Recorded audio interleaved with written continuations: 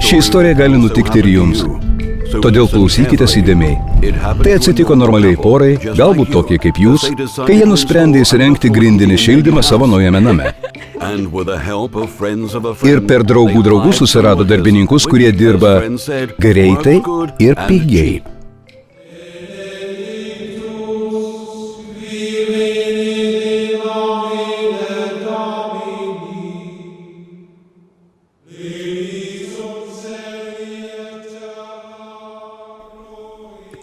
Atleiskit, bet ką tiksliai jūs čia darote? Apie ką jūs? Negi nežinojote? Prieš įrengiant grindinį šildymą privalome išvalyti namą nuo piktųjų dvasių. Štai jūsų sąskaita.